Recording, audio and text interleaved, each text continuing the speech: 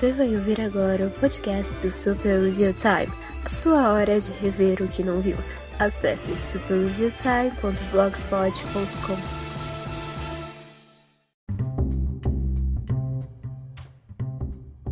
Olá e sejam bem-vindos a mais um podcast do Super Review Time. Eu sou o Kapan Katsuragi e nossa, como eu tô cansado, viu? Porque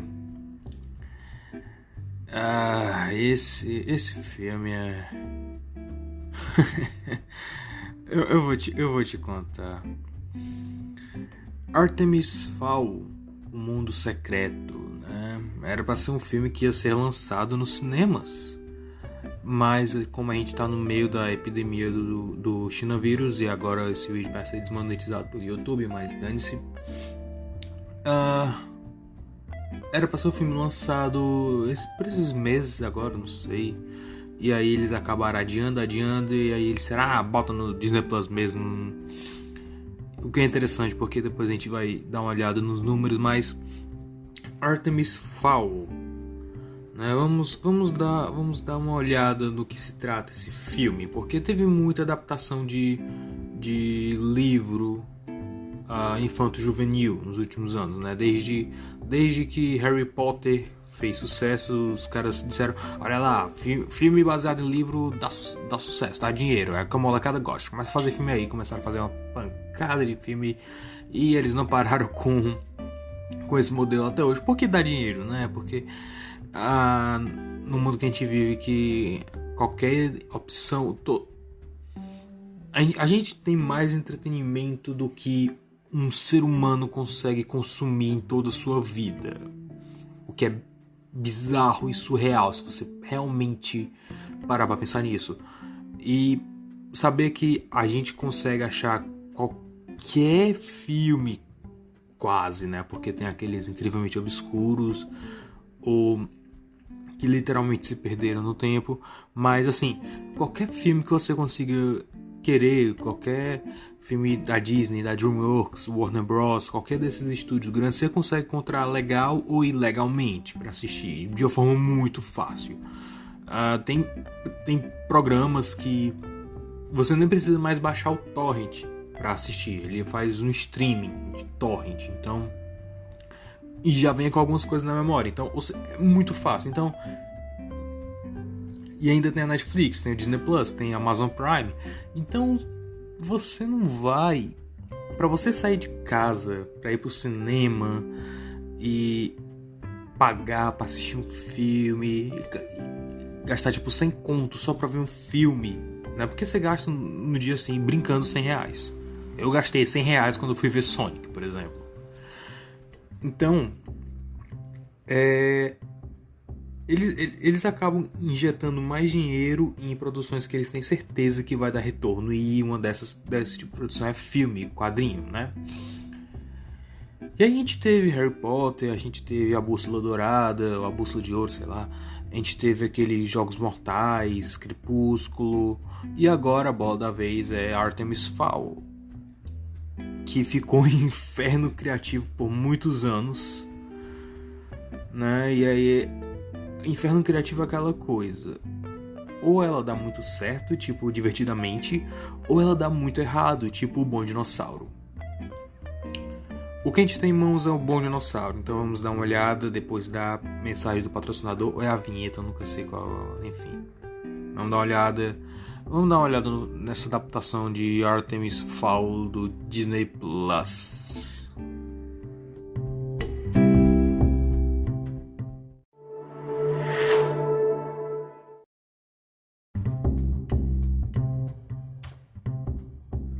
Só para vocês saberem, se em algum momento dessa gravação, desse podcast, vocês ouviram alguma pancada, algum ruído, alguma coisa assim, não se preocupe que foi só o tripé aqui do celular que caiu, ok?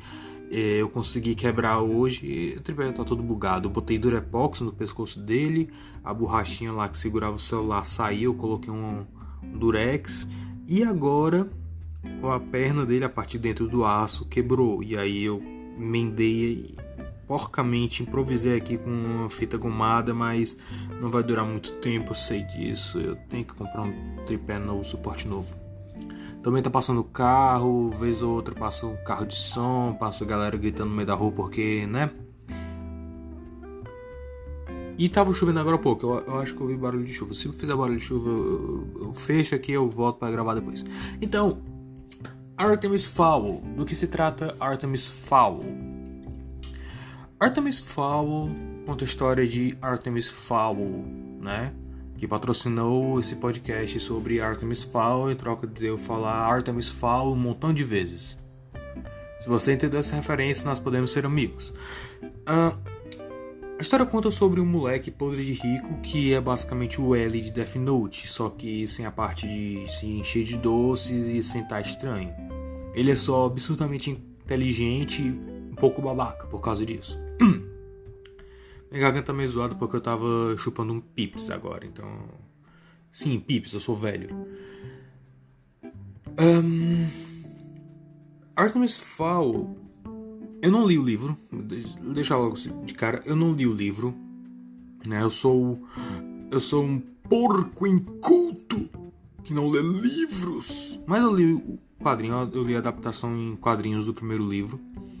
Pra ser sincero, quando eu vi que... quando eu era moleque, era tipo 2007... Eu tenho certeza que era 2007 porque eu tinha pegado a internet e acessava o site do Omelete todo dia, toda sexta-feira.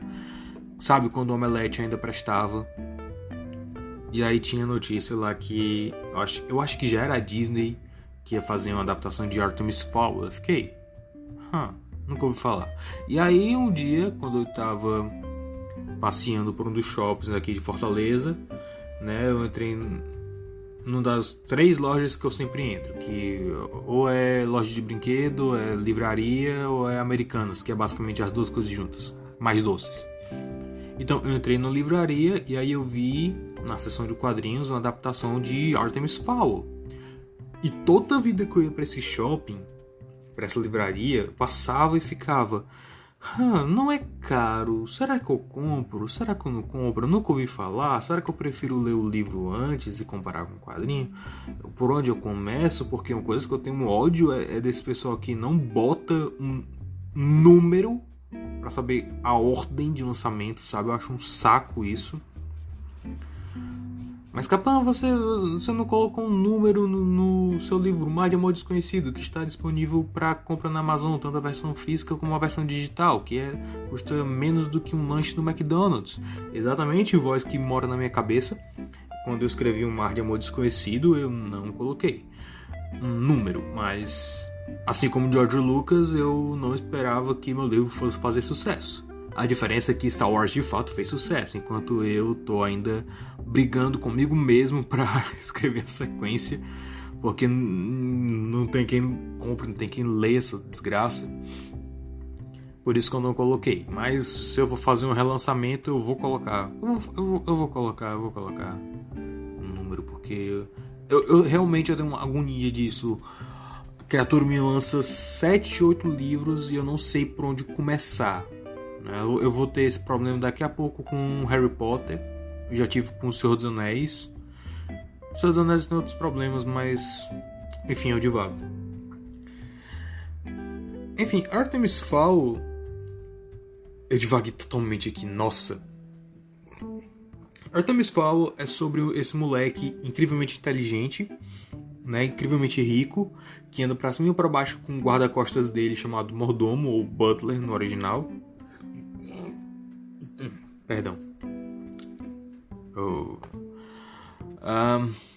Tentar não me perder. E aí ele, né, viaja o mundo buscando respostas sobre o paradeiro de seu pai, que é um ladrão internacional, né? Enquanto lida com a mãe dele, que sucumbe à loucura porque o pai saiu e nunca mais voltou, né? É a versão rica do pai que saiu pra comprar cigarro e nunca mais voltou, né? Sempre tem aquela história do pai tiozão que saiu pra comprar cigarro no intervalo da Copa do Mundo de 94 e nunca mais voltou porque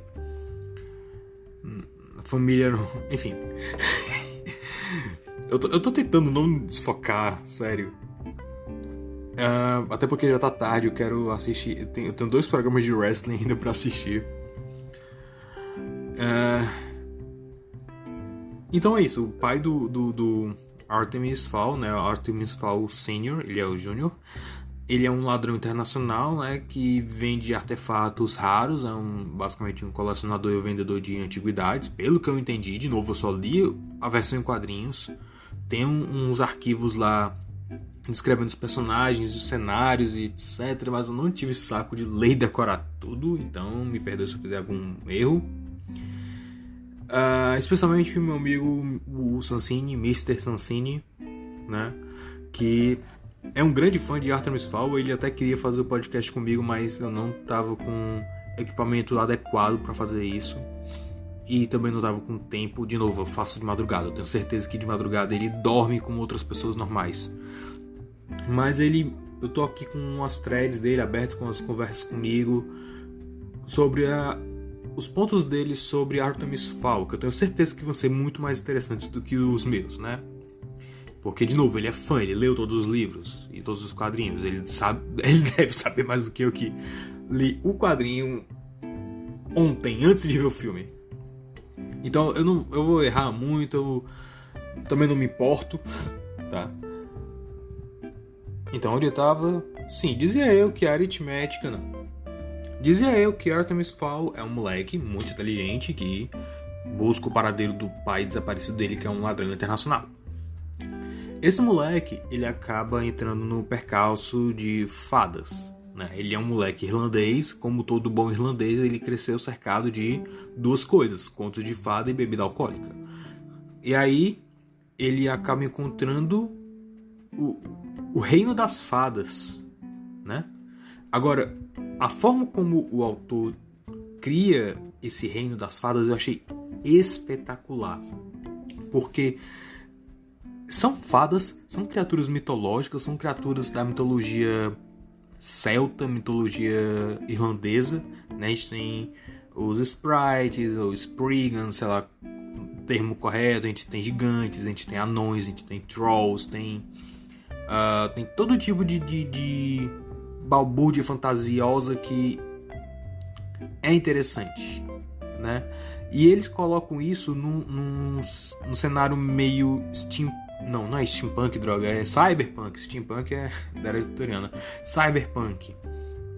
E é muito interessante como eles adaptam as coisas, sabe? Tipo, as fadas usam asas mecânicas, eles têm comunicadores. É um mundo de fantasia cyberpunk, é um mundo de fantasia tecnológico. E eu acho muito interessante isso, porque nesse universo as fadas se desenvolveram igual aos humanos em termos de tecnologia e sociedade, só que eles vivem escondidos, né, no subterrâneo da Terra. E aí, quando acontece alguma coisa, quando um troll invade o mundo exterior, eles é que tem que ir lá neutralizar o troll, matar e trazer de volta e apagar as memórias dos envolvidos. Ou seja, as fadas aqui são basicamente um MIB. E eu, tipo, não digo isso zoando, mas é porque é a melhor forma de descrever. Eles são basicamente um MIB mitológico. Isso é fantástico, sabe? É sensacional, porque não é só um MIB. Eles são... Todo o visual deles, toda a forma como eles são descritos é muito legal. É muito, muito legal. Eu tenho uma queda por fadas em adaptar mitologia das fadas para o nosso mundo, para uma coisa mais pé no chão, sabe? Eu inclusive estou fazendo isso num outro livro, numa outra história, mas detalhes para outro dia. E aí, o que acontece? Todo o plot desse livro envolve... Meu teclado tá sujo. Envolve o Artemis pegando o livro das fadas. Ele vai com o Butler, com o mordomo dele, até... Eu acho que é Tailândia ou é China, alguma coisa assim, algum lugar asiático. E aí ele encontra uma fada velha, né? E aí ele usa de truques para convencer a velha a deixar ele com o livro das fadas por 5 minutos, né? E é interessante isso porque o livro das fadas é um livro que não só está escrito em uma outra língua, mas ele está criptografado, né? São outros símbolos e a ordem de leitura é toda bagunçada. E aí ele consegue enganar a velha dando tipo bebida com água benta, e aí ele dá um soro para ela depois que ela dá o livro para ele. Então, ele usa de artimanha muito, muito legal. E aí com esse livro em mãos ele começa a dissecar e começa a se tornar fluente na língua das fadas. Com isso ele atrai uma fada e prende ela na mansão dele. E aí atrai todas as outras fadas para resgatar ela. E aí ele começa a fazer amizade com a fada, mais ou menos. E no meio disso tudo tem a mãe dele que tá surtando. Tem o Butler com a sobrinha dele, que não tem um papel muito grande aqui. Não sei nos outros, mas enfim. E aí termina a negociação do Artemis com as fadas, né? Que ele consegue, tipo, muita barra de ouro. E ele usa essas barras de ouro para ir atrás do pai dele. E é basicamente isso, né? Todo o livro é basicamente só isso. É um prólogo para todas as outras histórias. Eu confesso que quando eu terminei de ler, né, a adaptação em quadrinhos, eu fiquei decepcionado. Eu acho que eu esperava mais. Tipo, ok, é um prólogo muito interessante, mas, tipo, o tempo todo tem aquela sensação de, ok, quando é que a história vai começar? A gente está vendo os personagens, está estabelecendo o mundo, estabelecendo regras de mundo. Quando é que a história vai começar? E aí, quando a história começa, o livro acaba. É basicamente isso que a gente tem aqui. De novo, eu só lembro da bússola de ouro. Nossa. Ah, meu Deus.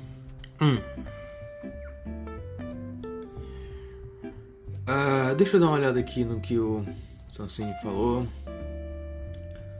Aqui as reações dele em relação ao trailer. Ok. Tá, vamos começar então pelo filme aqui.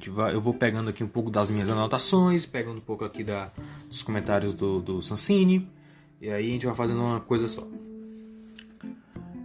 Por que o Ashton Kutcher tá trendando no Brasil? Acho que tá passando com o filme dele, enfim.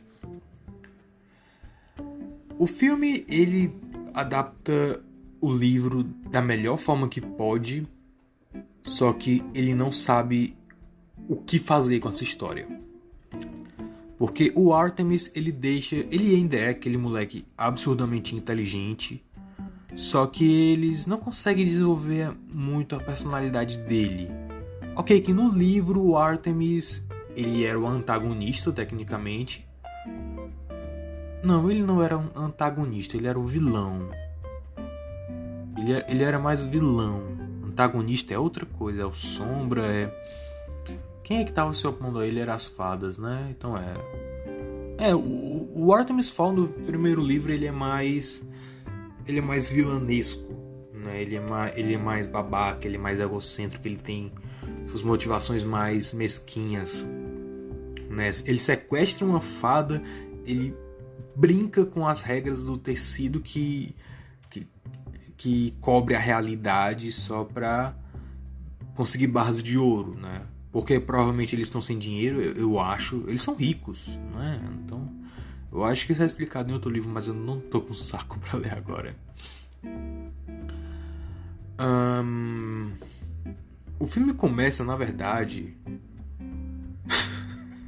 ok. Tem um anão gigante nessa história, né? Que eu acho que no livro não era anão, eles nunca mencionaram isso, eu não lembro de terem mencionado isso, mas aqui ele é basicamente um anão gigante. Nas minhas anotações, eu escrevi: o anão parece o Josh Gad se ele tivesse engolido Jack Black e começado a fazer cosplay do Beric de Paladins. E aí depois eu percebi, ok, ele é o próprio Josh Gad. E eu fiquei impressionado porque ele consegue atuar. Tipo, ok, ele é um ator de voz, ele é um ator de personagem, ele é da Broadway, né? Ele fez o Livro dos Mormons, mas o Livro dos Mormons musical, não o Livro dos Mormons, o Livro dos Mormons, tá? Inclusive, é muito impressionante porque tem uma versão brasileira desse musical e o tempo todo eu tava, mano, esse maluco parece muito Josh Gad, cara. E aí quando eu fui ver o original, era o Josh Gad. Caramba! Como existem dois Josh Gads no mesmo mundo? Tipo, não é nem aquela história de você tem uma pessoa muito parecida com você, né? A gente brinca muito com o amigo Wilson. Wilson, um abraço! Nunca mais apareceu, desgraça. Que tem, toda vez que aparece um maluco parecido com ele, a gente fica, olha o Wither alternativo, olha o Wither alternativo. Pois é. Nesse caso, não. O cara parece muito. O Josh Gad é impressionante. O trejeito da voz, o porte físico dele, caramba, cara, é impressionante. Enfim, o Josh Gad está nesse filme, eu não sabia. Eu totalmente não sabia. E eu não sabia que ele conseguia atuar, porque, a gente pensa no Josh Gad como aquele personagem cômico, né? Ele é basicamente o Leandro Hassum gordo. Tá, o Leandro Hassum antes de ficar magro. A gente é acostumado a ver ele como o Olaf, como um personagem bobo, assim, né? Mas esse personagem, ele é bobo, ele tem suas bobeiras, né? Mas ele começa muito sério. Desculpa. Ele fala com uma voz meio cavernosa, né? Ele adiciona uma certa gravidade à situação. E a voz dele parece como se ele tivesse areia na garganta. É muito mais grave do que eu tô fazendo aqui, porque eu não sei imitar. De novo, eu fiquei impressionado. Ele consegue atuar, né? E ele é divertido. Tem umas cenas dele muito divertidas, como quando ele canoniza o David Bowie como fada, né? Que ele fica negociando lá com a capitã, que a gente vai chegar nela. Ele fica negociando lá a punição dele, né? E, cara, ele é divertido, ele consegue atuar, é impressionante.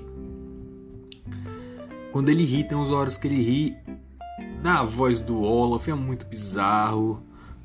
E aí depois ele volta pra voz arenosa, meio estranha. Vai, Kamen Rider. Senmaru Shoka Jigoku no Gundam. E aí ele consegue voltar pra voz arenosa. Tipo, ele dá uma risada. E aí ele volta pra voz cavernosa. É muito bizarro, muito interessante. Ok, começou a chover. Eu acho que eu vou parar por aqui ou não, eu continuo. Incomoda se eu continuar? Eu não sei. Vamos fazer o teste. Se ficar muito forte, aí eu desligo. Porque eu acabei de começar esse pedaço aqui. Eu não queria perder o meio da fiada. Então... onde é que eu tava? Sim, o Josh Gad, né? E aí depois a gente vai conhecer o Artemis Fowl. O Artemis Fowl aqui, ele perdeu a mãe, né? Ele vive com o pai, só que o pai dele vive viajando, mas ele adora quando o pai dele tá, porque é aquele pai carinhoso, é aquele pai tranquilo, bababá. Ele ensinou tudo que ele sabia de mitologia celta, de fadas e gnomos e trolls, e a Hillary Clinton ensinou tudo pro pequeno Artemis, né? Enquanto ele era pivete, enquanto ele crescia. O Artemis obviamente não acredita nisso, porque é conto de fada, mas o pai dele meio que quer fazer ele acreditar, mas ao mesmo tempo não, porque é segredo. Mas ele tá fazendo isso pra habituar o moleque, né? A propósito, o pai dele, né, é o Colin Farrell, né, que fez o pai dos moleques em Dumbo. Eu queria muito fazer uma piada aqui, mas eu não tô com saco. Então, segundo o Sansini, pelo que ele me disse, é totalmente diferente do livro, porque o Sr. Fowl vive com a carranca do tipo que o Artemis tem que se preparar psicologicamente para encontrar o pai, né? E eu fico pensando, ok, Eu gosto das cenas onde eles estabelecem um tipo de relacionamento que eles têm, mas ao mesmo tempo eu acho que dava pra pegar isso. De novo, é uma coisa meio como em Descendentes, né? Faria mais sentido se o pai dele fosse mais carrancudo, mais bruto, mais indelicado nesse sentido.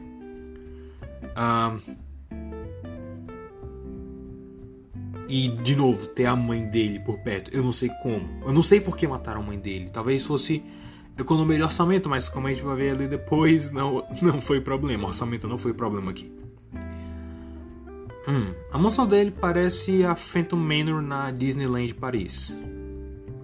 Ou é a Mystic Manor na Disneyland Xangai. Alguma das duas. Eu sempre confundo. Não, eu não confundo as duas. Eu não confundo, eu não sou idiota a esse ponto. Ok. Eles deram uma enxugada muito grande no plot do livro. Não tem o Artemis indo pra Tailândia, sei lá onde era, pra encontrar com a fada.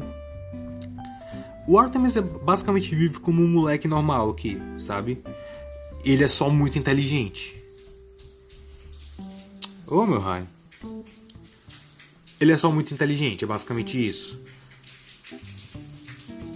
A chuva tá incomodando? Se a chuva estiver incomodando... Você não tem como responder. Tá me incomodando. Eu vou parar e depois eu volto ou ouvir. É uma mensagem do patrocinador.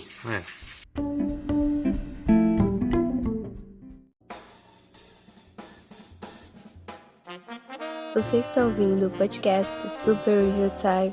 Acesse superreviewtime.blogspot.com.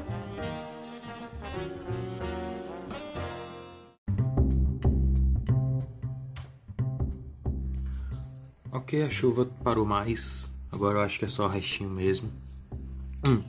Onde é que eu estava? Sim, Artemis não tem um lance dele ir pra Tailândia, né? Então, como é que ele descobre sobre todo o lance das fadas? Como é que ele descobre... como é que ele entra em contato com esse mundo sobrenatural? Se ele não estudou, né? Se ele não passou anos estudando e pesquisando, e indo atrás e viajando, como ele conseguiu? Como ele entrou em contato? Bom, na última viagem de seu pai, o navio dele acabou sendo destruído em algum lugar da China. O Sansini reclamou sobre isso. Cadê? Ele disse alguma coisa sobre isso. Droga, não tô achando. Droga. Mas ele disse algo como que não foi no mar do sul da China, foi em outro canto. Eu não sei exatamente por que isso faz tanta diferença, mas o que eu sei é que o pai dele é raptado e levado por uma fada má para uma montanha de neve. Eu não sei onde fica essa montanha, eu também não lembro. Impressionante. O tempo todo que eu tava esperando a chuva acabar, não deu nenhum problema de gás. Eu começo a gravar e aparece os gases. Sensacional. Ok. Depois que o navio do pai dele some, né? Ele fica tentado, ele começa a bolar um plano de resgate. E aí o mordomo dele mostra pra ele o porão secreto, com todos os artefatos fadescos que o pai dele coletou ao redor do mundo. Agora, essa é uma cena que normalmente em filmes é muito interessante. Você pega um Parque dos Dinossauros, você pega um Guardiões da Galáxia, eu acho que era o volume 2, sei lá qual era, que tem um colecionador. Você tem um monte de espécimes e de coisas colecionadas, e você tem muita liberdade para ser criativo, para realmente inventar, para dar carne para esse mundo, para fazer easter eggs, sabe? Não, aqui não. Aqui é uma sala cheia de gavetas, tem uns Então os cadernos anotados com desenhos e minerais soltos que a gente não passa muito tempo olhando. A maior parte da sala é só gaveta por todas as paredes. Aí o mordomo tira uma das gavetas. E aí é tipo um daqueles corredor de arquivo morto, sabe? Só que é cheio de estante e tem um monte de garrafas. Só que as garrafas são todas... Parece que tem água dentro, são vazias. Uma eu acho que tem bicho dentro, que eu também não lembro o que é. Então... eu vou dizer isso, eu gosto da ideia que eles usam lá depois, que é usar uma das gavetas como mesa e outra como cadeira. É interessante, mas tipo... eles não tornam um ambiente criativo, sabe? Eles não tornam. Talvez a ideia que eles quiseram passar é que não, ele é um cara organizado, ele não é um colecionador excêntrico, né, que deixa tudo baldeado por aí para exibir a coleção. Ele é um pesquisador, ele é um cientista, sério. Ok, mas por que as coisas que ele coleciona não são interessantes de se ver? Por que as coisas que ele coleciona não trazem uma carne a mais pro mundo, sabe? Não sei.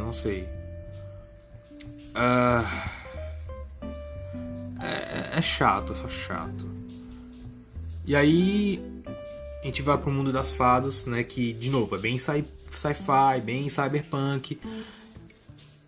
Ele não parece querer misturar tanto a fantasia com a ciência, o que seria bem mais interessante, se me perguntar. Algumas coisas são reminiscentes disso, como por exemplo, as fadas têm capacetes que lembram folhas. Ok, mas todo o resto parece tão genérico, sabe? Parece tão... É filme querendo imitar Star Wars sem saber exatamente o que torna coisas como a cena da cantina interessante, sabe? Ainda tá chovendo, que saco. E o cachorro começou a latir. Então o filme não tem esse senso de ok, vamos dar carne pra esse mundo, vamos fazer alguma coisa interessante. Não, ele não tem isso, ele não faz isso. É chato de se olhar, é maçante. E aí tem todo o lance do... se eu não me engano, eu acho que eles melhoraram um pouco. Começou a chover mais forte. Meu raio. Eu não lembro se no livro tinha esse lance do...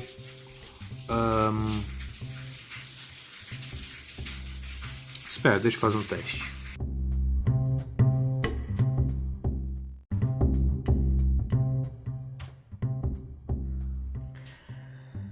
Ok, então a gente já falou de como eles adaptaram visualmente, né?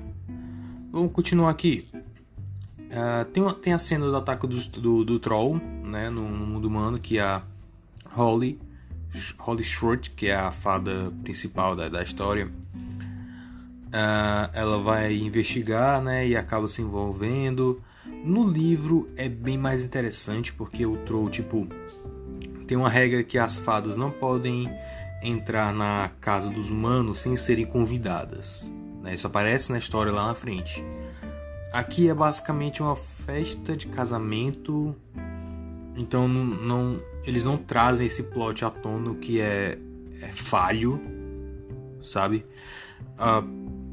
Porque assim, o livro eu achei um saco. Eu vou te falar a real, eu achei um livro um saco, o quadrinho, né? É uma história tipo só prólogo, sabe? Eu fico meio irritado com história assim, história que vai do nada a lugar nenhum. Eu fico meio irritado. Eu gostei de ter lido, gostei dos conceitos das fadas, mas eu não sei se me deu vontade de ler o resto da série, de verdade. E assim, é mais a coisa pessoal minha, é mais...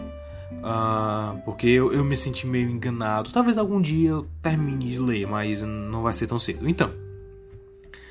Mas esse ponto foi bem colocado, ele tinha uma função no livro, que era de mostrar essa regra de que as fadas não podem entrar na casa dos humanos sem serem convidadas. Aqui isso não existe, então já fica uma coisa mais fragilizada. não tem esse foreshadowing, né? Aí a gente vê o Troll, que é a pior. Nossa, que CG horrível, nossa. É uma CG que seria ruim se fosse um jogo de PlayStation 3. Sério. A física dos pelos, do cabelo do Troll, das roupas é toda zoada. Tipo, parece feito de borracha, sabe? Não parece nem borracha, parece, sabe aqueles... quem é da minha idade talvez se lembre, aquelas cordas de geleca, sabe, que você colocava no dedo, aí o bicho era todo de geleca, né, pegajosa, e tinha um fio, tinha um anel, você colocava o dedo no anel, no outro ponto tinha tipo uma mão, tinha alguma coisa assim, e você usava ela pra pegar mosca, pra pegar tazo, sabe? Pronto, a física dele parece um pouco com aquilo, é como se fosse um monte daqueles ali em formato de pelo. O bicho fica pulando o tempo todo. É imbecil, é ridículo. E o bicho é renderizado de uma forma horrenda, nossa. E aí nessas horas, né, praticamente só tem essa criatura digital grande. O resto é basicamente ator. Tem uns anões que eles diminuem, sabe? Tem umas coisas assim. Tem fadas voando. Essa é realmente a única criatura grande do filme. Vamos dar uma olhada em números? Vamos. Pegando filmes aqui recentes, né? Timmy Failure, Mistakes Were Made, né? As Aventuras de Timmy Failure no Brasil. Outro filme original do Disney Plus que eu vou resenhar algum dia, né? Um momento próximo. Esse filme custou 42 milhões de dólares. Eu não vi o filme, mas é basicamente uma comédia. Tem um urso polar gigante, tem um moleque... enfim. Togo é um filme que conta a história sobre... É Balto. Você viu Balto? Pronto, você sabe do que esse filme se trata. Sobre os cachorros lá que levaram um trenó no meio da neve para levar remédio. Pronto. Esse filme, que eu imagino que tenha sido pesado em efeitos visuais, custou 40 milhões. Também, esse filme foi feito exclusivo pro Disney Plus. Né? Esse, Timmy Failure, esse próximo aqui também que a gente vai dar uma olhada. O remake da Dama e o Vagabundo, 60 milhões. Quanto Artemis Fowl, um filme que era para ser grande, que era para ser lançado no cinema. Quanto esse filme custou? 125 milhões. Esse filme custou mais que o dobro de Togo, mais que o dobro de... Ele custou basicamente o dobro de Adão e o Vagabundo. E eles não conseguem fazer uma maldita CG direito. Eles não conseguem fazer uma criatura. Pela madrugada. O bicho parece que foi feito pro Shadow of Colossus, exceto que no Shadow of Colossus eles são bem feitos. Eles não parecem falsos, sabe? Pela madrugada.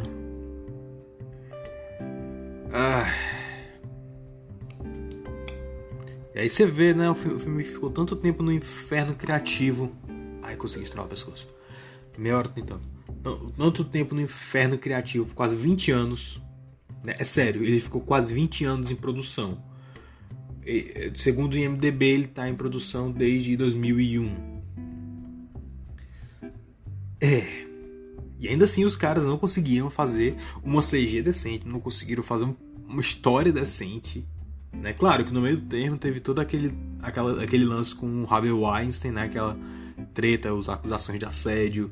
E aí a Disney terminou parceria com a Weinstein Company. Né? Que teve um tempo que a Disney era praticamente dona da Weinstein Company. Eles eram muito próximos. E aí depois disso, a Weinstein Company tava fazendo esse filme. E aí eu também não ia botar fé se fosse, porque...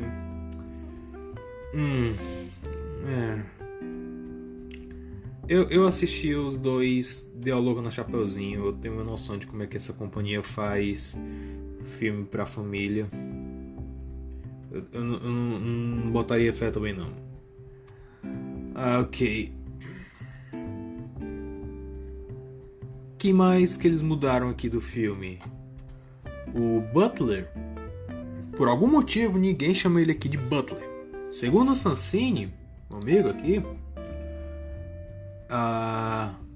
cadê?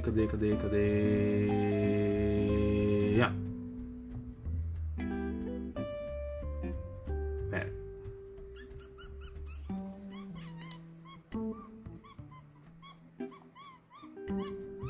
Eu perdi aqui. Nossa, eu tava com os links aqui, tudo direitinho, mas eu perdi. Eu acho que é porque ele não colocou isso numa thread direito. Mas eu lembro que ele disse, se eu tiver errado, você estiver ouvindo isso, me corrija depois. Mas eles só vão contar o nome real do mordomo lá pelo terceiro filme. E ninguém chama ele pelo primeiro nome, só a sobrinha dele, tipo, 1 ou 2 vezes. Ou é o Artemis? Não, eu acho que a sobrinha chama ele pelo primeiro nome e o Artemis chama ele pelo primeiro nome 1 ou 2 vezes. Mas no geral todo mundo chama ele de Butler. E aí uma das primeiras coisas que o Josh Gad fala no começo do filme é: nunca chame ele de Butler ou ele vai te matar. Tipo, não é uma mudança que adiciona, mas também que não tira. Sabe?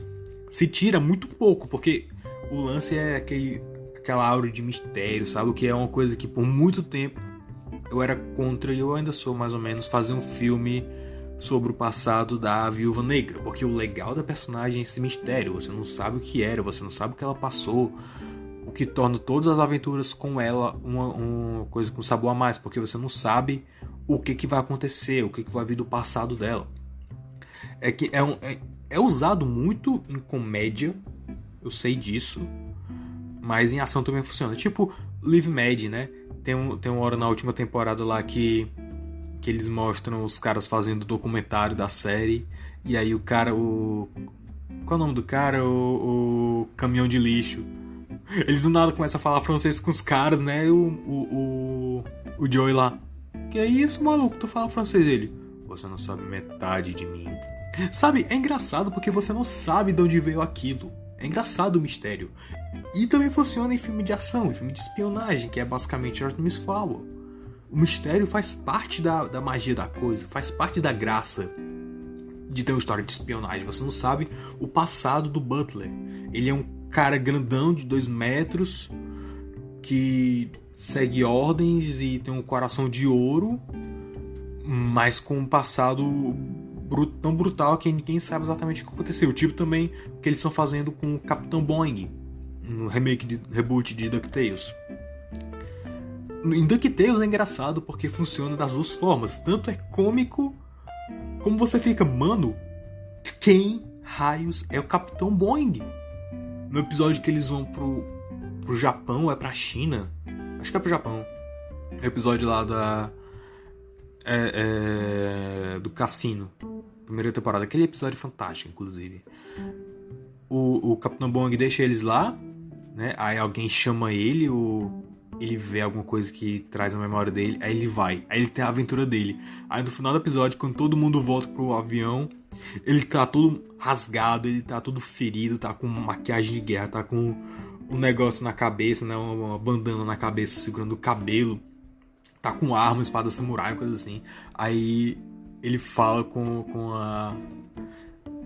Ele não fala, ele só olha estoico pro horizonte e sussurra o nome da guria. E aí o episódio acaba, você fica: ok, o que aconteceu com o Capitão Boeing? O que... Tipo, é engraçado porque é uma parada tão... esse clichê do personagem misterioso de filme de ação e espionagem, só que exagerado a ponto de ficar cômico, que funciona das duas formas. É fantástico. Por que a Disney não fez isso com esse cara? Eu não sei. Eu não faço a menor ideia. Eu literalmente não sei. Porque não tem motivo pra mudar isso. Outra coisa também que não tinha motivo pra mudar, mas eles mudaram porque, né? É que nos livros, o Butler, ele é descrito como um eurasiano. Né? De novo, eu acho que é parte também do mistério dele. Ele não é nem exatamente europeu, nem exatamente asiático. E segundo o IMDb, isso é uma das coisas que funcionava para que ele se misturasse com a multidão nas missões, nas viagens do Artemis Fowl. Faz sentido. O que eles fizeram com esse maluco? Ele agora é negro. Não só isso, ele é negro e loiro. Mais ainda, ele tem os olhos claros. É como se... é como se você pegasse o Batman, que o design dele é projetado para se esconder nas sombras com a silhueta de dar medo, sabe? É como se você pegasse o Batman e dissesse: ok, o seu uniforme agora vai ser o palhaço It da coisa. Como é que é? É sério, Batman, agora dane-se, o Ted Turner mandou. Ted Turner não manda mais na ordem. Dane-se, ele mandou. Ele é rico, ele pode. O seu uniforme agora vai ser uma calça de bungee jump. Não é calça de bungee jump. Tá, uma calça de paraquedas, que nem a do MC Hammer. Uma jaqueta colorida, maquiagem branca e uma peruca vermelha. E aí quando você prender um inimigo, você vai fazer igual o Tim Curry. Assim. Você chega lá. Sabe? É imbecil, é idiota. É você quebrar... é você quebrar a própria construção de mundo, meu Deus. De quem foi essa ideia? Do diretor. O diretor, vale ressaltar que ele é aquele... Vocês já assistiram As Loucas Aventuras de James West? Aquele filme do Will Smith que não tem nada a ver com a série que foi originado, né?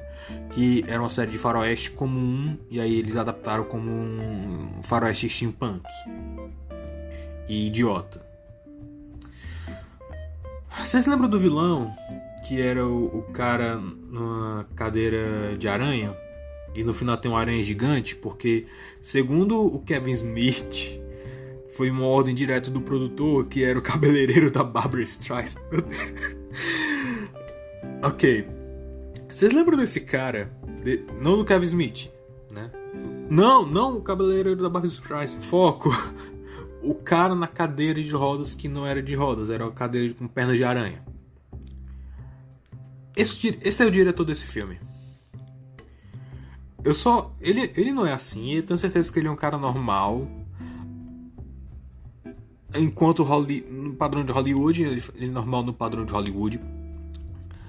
Mas eu não consegui tirar a imagem da minha cabeça do personagem dirigindo esse filme. Porque só esse personagem pra fazer uma parada assim, sabe? O cara que torra dinheiro em coisas imbecis como uma aranha mecânica gigante, sabe?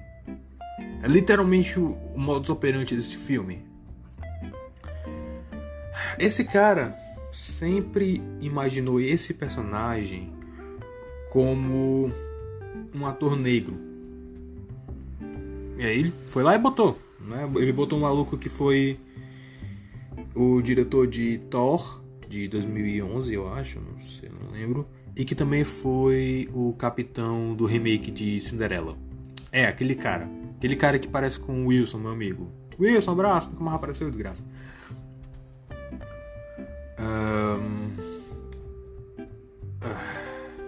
E aí, por tabela, a sobrinha dele também é negra. Porque, né, Disney tem que ter cota. Eles têm que... É sério, isso não é piada. Eu não duvido que tenha parte do diretor ter imaginado o personagem negro, que eu imagino que deve ser uma coisa... Deve ser o mesmo tipo de daltonismo verbal que a J.K. Rowling tem. Que a J.K. Rowling tem, né? Mas daltonismo verbal, daltonismo descritivo, agora eu não sei. É um termo que eu literalmente inventei agora, mas enfim. Mas Eu não duvido que tenha tipo de uma ordem dos caras lá de cima dizer, ó, bota ator negro aí, a gente tem que cumprir a cota, a gente tem que mostrar pra todo mundo que a Disney é um lugar inclusive, como é que manda a secretária fazer coisa, eu não me importo. E aí o Bob Iger volta a jogar Tetris no celular. É assim que eu imagino a Disney funcionando, sabe? De verdade. Porque nada mais explica. É um filme que se passa na Irlanda, onde eu imagino que a população de negros deve ser muito baixa, né? Eu tô tão cansado que eu não consigo nem fazer uma piada com Darby O'Gill, né? Exceto que vá assistir Darby O'Gill porque é um filme fantástico. Uma atriz desse filme que eu tenho pena, além de todos os outros, é essa... Qual é o nome dela, cara? Judi Dench, né, que fez a comandante Ruth. Porque ela fez essa bomba Artemis Fowl, mas ela também fez, tipo, ela parece ser uma atriz séria, sabe? Ela faz, tipo, James Bond. Ela é uma personagem recorrente de James Bond, eu acho. Mas ela faz aqui filmes como Chaco Mussolini, Shakespeare Apaixonado, sabe? Ela tem uns papéis sérios, assim, né? Mas aí, quando ela resolve atuar com a Disney, é Artemis Fowl. Só que, ano passado, ela fez outro filme infame. Cats. Pobrezinha, cara. E aí, quando ela fez outra coisa com a Disney... Cadê aqui? Ela fez Piratas do Caribe 4, Navegando em Águas Misteriosas. E antes disso, ela fez Nem que a Vaca Tussa. Nossa, cara. Nossa, mas ela não tem sorte. Eu tenho pena dela, Já acusou aqui a bateria baixa, porque... Não, mas tem 15%, ok. Tá safe ainda.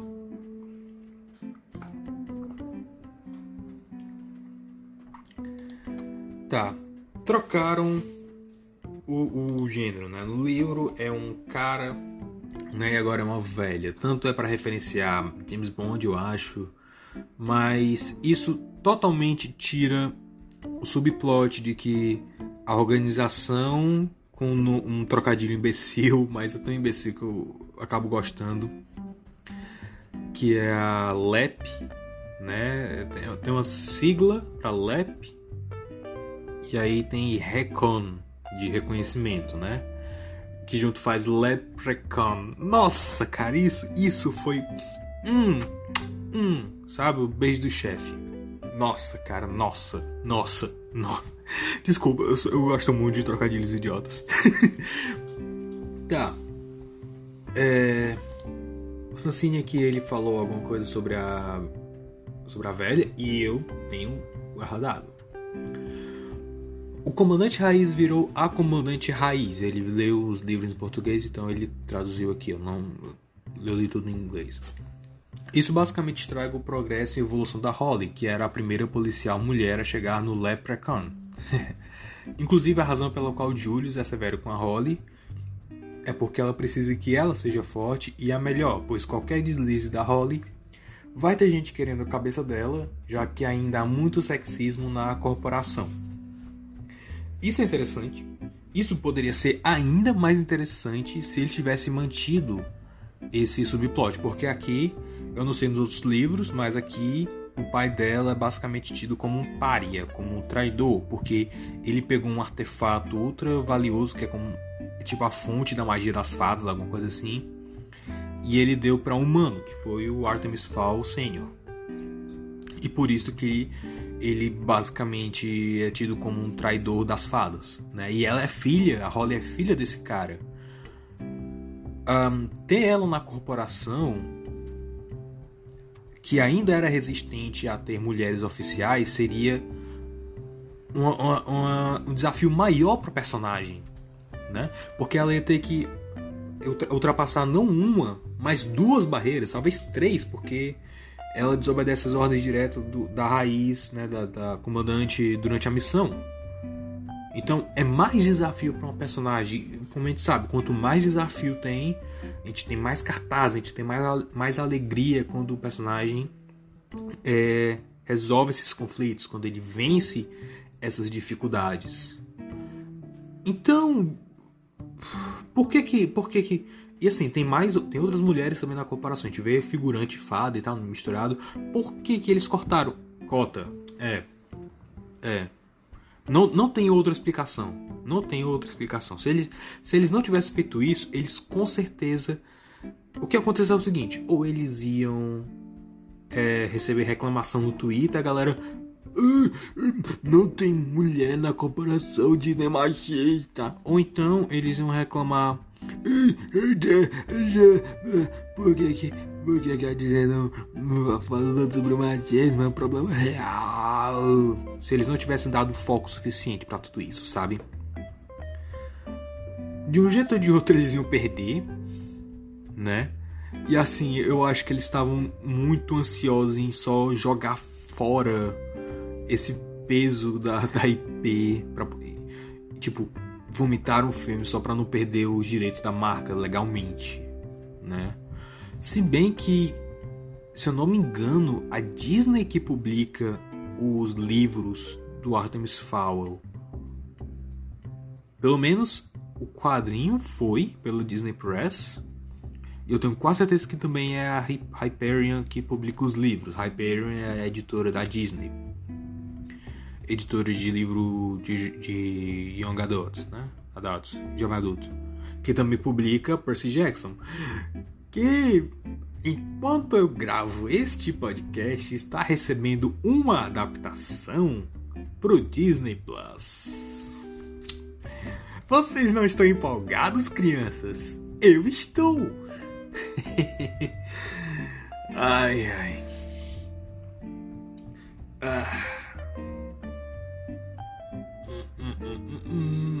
Que ele reclama sobre o Artemis não saber que o pai dele era um criminoso. Eu não concordo muito com o ponto que ele faz aqui. Demora um pouquinho, então uns tweets a mais. Mas é porque eles meio que trocaram isso no final. Eu não sei, eu não gostei da narrativa do livro, sabe? Não gostei. Arrastado demais, leva nada a lugar nenhum.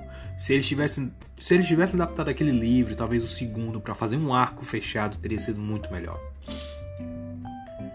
Holly Artemis, viram amigos logo de cara. Tem isso. Não tem um crescimento genuíno ali.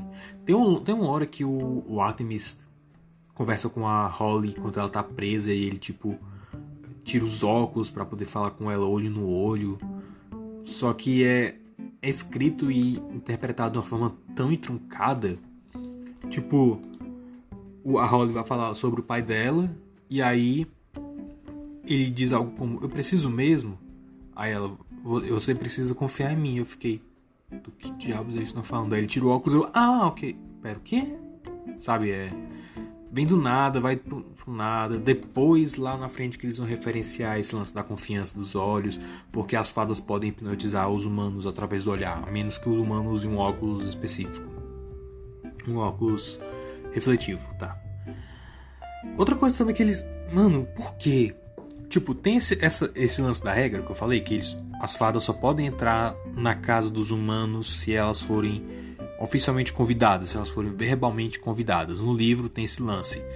O comandante Root chega na casa do Artemis, aí ele: eu convido você a entrar na minha casa. Aí ele pode entrar. Aqui ele faz isso, só que aí a comandante fala: boa tentativa, como se o Artemis estivesse querendo passar a perna nela. Mas aí depois ela entra normalmente, tipo, parece resquício de roteiro antigo, sabe?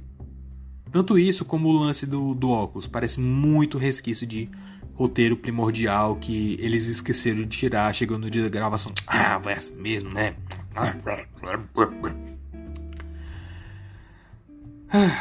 E aí tem o lance das fadas não poderem entrar na casa dele enquanto ele estiver vivo.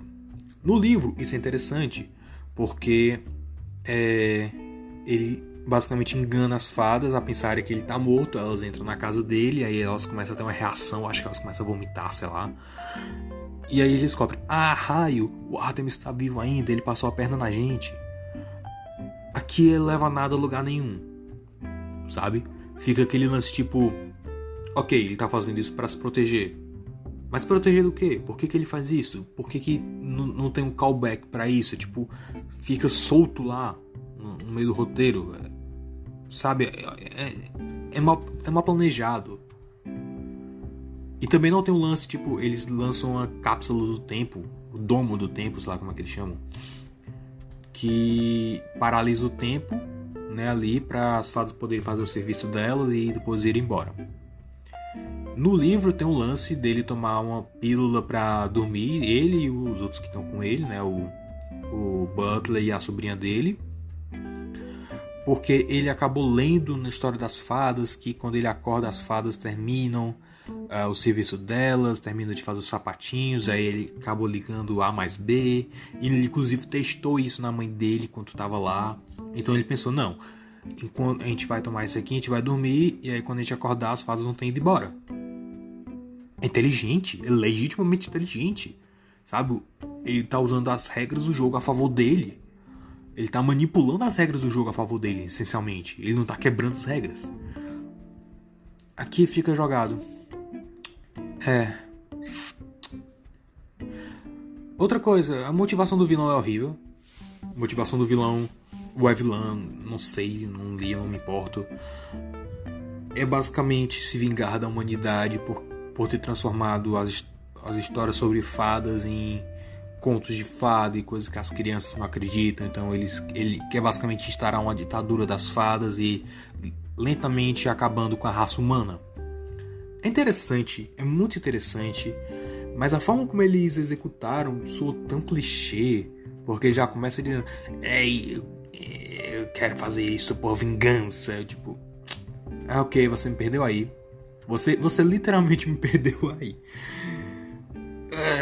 Depois que ele continuou a falar o plano, eu fiquei, não, ok, tem um lugar interessante, mas é tão clichê, sabe? Caramba, esse filme poderia ter sido tão melhor, sabe? Poderia ter sido interessante, poderia ter sido empolgante, sabe? Muito interessante. Se eles tivessem mantido os elementos do livro, como a inteligência do Artemis, como... Porque assim, eu entendo, é uma adaptação, algumas coisas vão ter que mudar. Nem todo livro é perfeito, a gente tem que entender isso. A gente tem uma cultura de dizer sempre que o livro é muito melhor do que o filme, quando não é verdade. Quer um exemplo? O Mágico de Oz. O exemplo que eu sempre trago. Que o primeiro livro é um saco. O primeiro livro é um saco. E quem tá te falando isso é um grande fã do Mágico de Oz, que já leu o primeiro livro em inglês, em português, mais de uma vez pelo menos, sabe? Eu só não li mais porque é um saco. O segundo livro é muito mais interessante. O terceiro livro eu não me lembro muito porque eu li, tipo, muito salteado. Eu tenho que ler os quadrinhos depois pra poder me lembrar.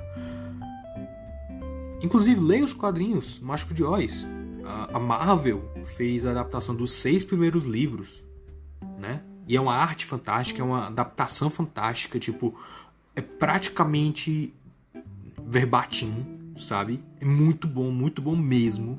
Se você não tem paciência, você não tem tempo pra ler o livro original do Mágico de Oz, leia os quadrinhos.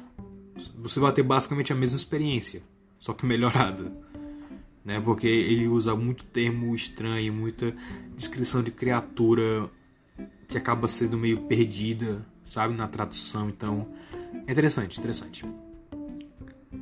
Mas o livro de 39 é melhor do que o livro. O filme de 39, aquele clássico da MGM, que não é o primeiro, muita gente acha que é o primeiro, mas não é. ele é uma adaptação muito melhor do livro. Ele é uma história muito melhor do que o livro. E não é só porque ele é um clássico, não é só porque ele foi referenciado todas as vezes. Não, ele é objetivamente melhor. Ele enxuga muita coisa, ele tira muita coisa desnecessária. No caso de Artemis Fowl, eu acho que ele precisaria incluir coisas, né? Talvez usar tipo o primeiro livro como o primeiro arco do filme, sabe? Primeiro ato até a metade do segundo ato, sabe? Ser todo o lance da negociação, seu lance da raptura, mas aí raptura não, droga, do rapto. Raptura é outra coisa. Raptura até onde desceu o arrebatamento, outros 500, não. Mas ó, desse uma enxugada na história, sabe? E fizesse um filme mais longo. Esse filme tem 1h20 basicamente, 1h30 contando com os créditos, que inclusive são sem graça. Os créditos, eles aparecem de uma forma assim, tão básica, tão vanilla, tão desinteressante, que é muito traço de filme que tipo, sabe que foi uma desgraça, que sabe que ninguém vai gostar e que só quer terminar o serviço e ir embora.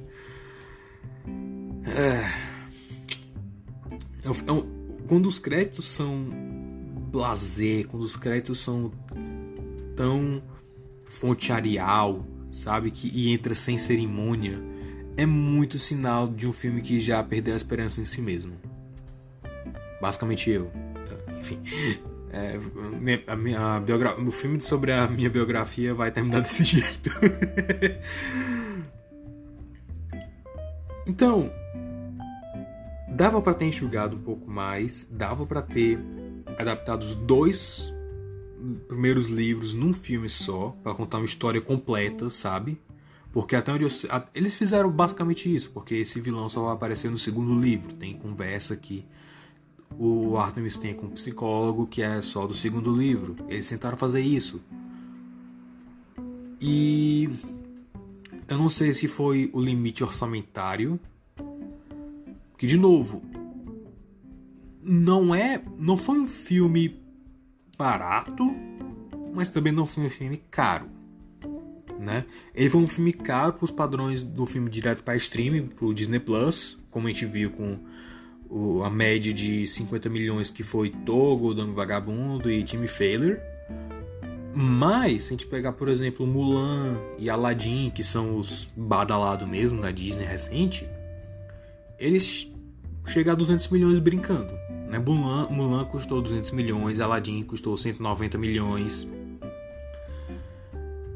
Então, eu acho que se a Disney tivesse injetado um pouco mais de dinheiro e tivesse dado nas mãos de alguém competente, eu acho que daria pra sair um filme não espetacular, um filme mediano, uma sessão da tarde ali, sabe? Mas, cara, eu tenho certeza que esse filme foi feito só pra Disney não perder a propriedade sobre a marca, de verdade. E porque assim, eles já estão fazendo desde 2001, eles têm uma coisa mais ou menos concreta desde 2007, pelo que eu sei, e eles estavam simplesmente querendo se livrar logo, sabe? Eles estavam querendo, não, a galera vai começar a chiar mais, não tem como melhorar o estado que já tá, a menos que a gente resolva fazer tudo do zero e gastar mais dinheiro ainda. E a gente não tá a fim de fazer isso com um filme desses, né? Não é um filme nível A da Disney, é um filme no máximo nível C, né? Esse filme é aqueles live actions que a própria Disney fazia nos anos 60, você sabe? Que você nem lembra o nome.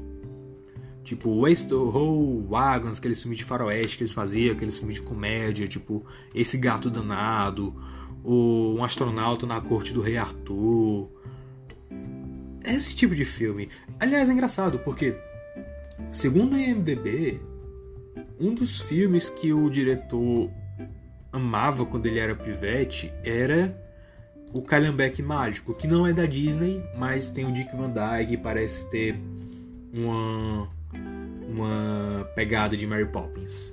E segundo o IMDb, ele usou o Calhambeque Mágico como base pro Artemis Fowl.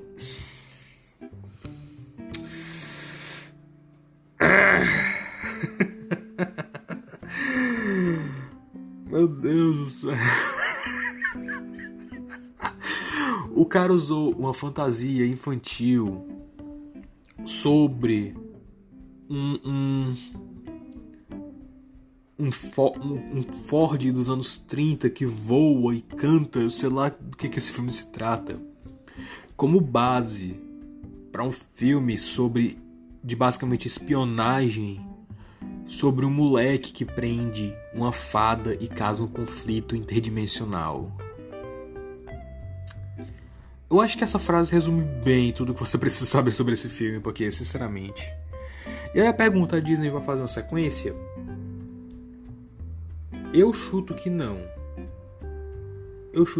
A menos que eles troquem a equipe criativa e seja alguém que, assim, faça um pitch, faça uma apresentação tão boa, mas tão boa, que vai convencer alguém na Disney a injetar dinheiro na sequência, consertando todos os erros do anterior.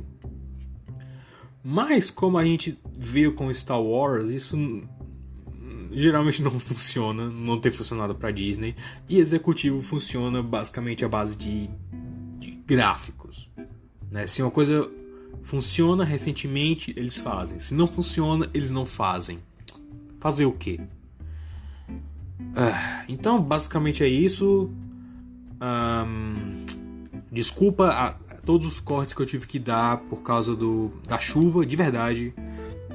Mas, né, podcast patrocinado pelo Lady Murphy. Eu começo a gravar, eu começo a rotar, eu começo a passar carro na rua, começo a passar moto,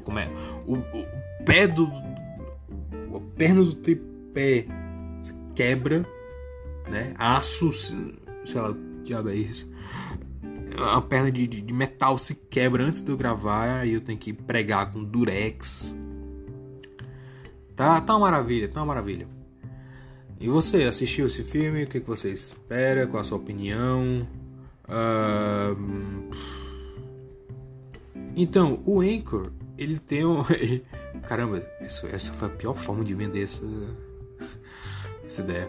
O Anchor, ele tem uma funcionalidade que você pode gravar um áudio pra mim. E eu posso usar esse áudio numa edição futura do podcast. Desculpa.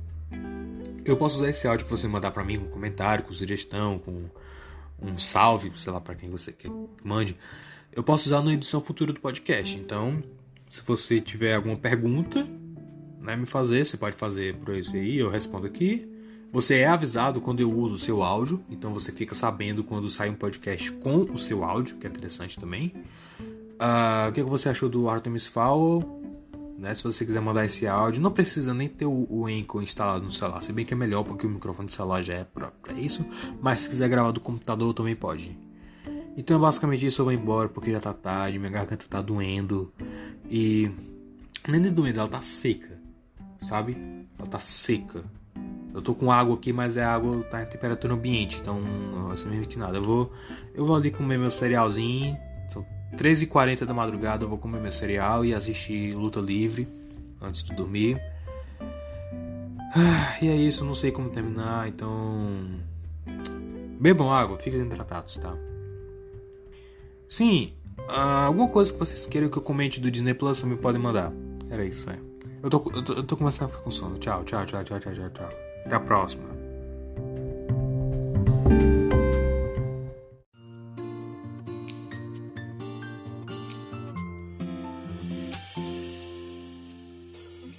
Você ouviu o podcast do Super Review Time. Para mais resenhas e vídeos de coisas semi-obscuras, acesse superreviewtime.blogspot.com.